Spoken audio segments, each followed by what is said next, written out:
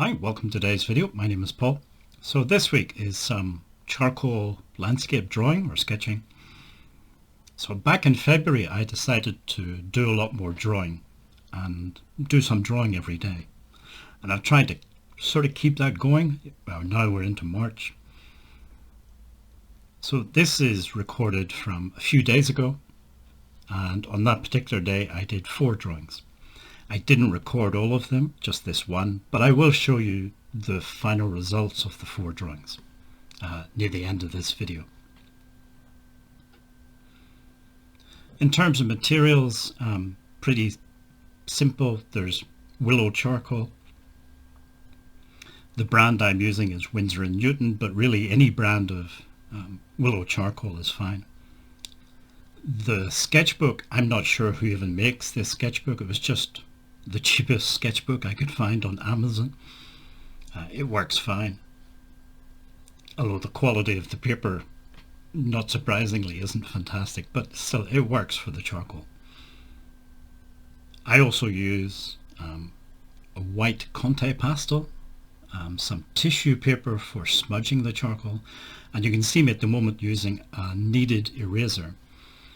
So of course eraser we sort of think of as, well, as the name implies, erasing or removing mistakes. But in the case of charcoal drawing, you can use it as a drawing tool. So you can mold it. It's very soft. You can mold it into different shapes, and you can use that to create different types of marks on the paper. It's very good at lifting off the charcoal and exposing the white paper underneath. So when you do that, you get this sort of layered effect, different values for each layer. So the white marks on top of the darker grey and black charcoal. And I think it kind of creates a 3-dimensional feeling for the drawing, rather than just a flat 2-dimensional shape on a piece of paper. So I think it's more interesting to look at. And as you can see, you can create different types of marks, different textures on the drawing. This drawing is a little bit unusual, I guess, the composition. It's kind of a worm's eye view, and you'll see it as it develops. The sky is just a tiny little narrow strip across the top of the paper. Some of the other drawings that I'll show you, one of them is inspired by the idea of the fairy bush, which, if you're not from Ireland, may not be a familiar idea or concept. So in Irish mythology, there's no creation myth as such. There was no god, creator god, that created the world. Instead, Ireland just sort of always existed, but was invaded and conquered and controlled by different races at different times. And one of those races were called the Tuatha De Danann, which just translates as the people of Danu. Danu was a kind of earth goddess, mother nature type figure. And they came in and they conquered and controlled Ireland for some length of time. And then they were replaced by Milesians, and Milesians were modern human beings.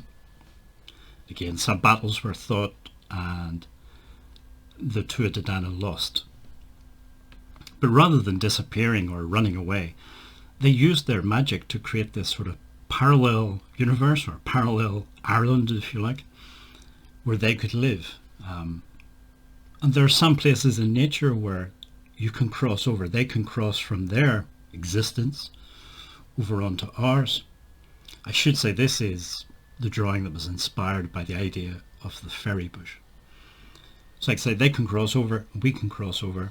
And some of these points where you can cross over are thorn bushes, things like a hawthorn bush or something like that. And if you travel around Ireland, sometimes you'll see in the middle of a field, a ploughed field, a thorn bush, and the farmer has ploughed around the bush. Now, it would be much, much easier to plough in straight lines than trying to plough around a bush. So why doesn't the farmer just rip the tree out of the field, and life would be much easier? And the reason is because it's a thorn bush, it's a fairy bush.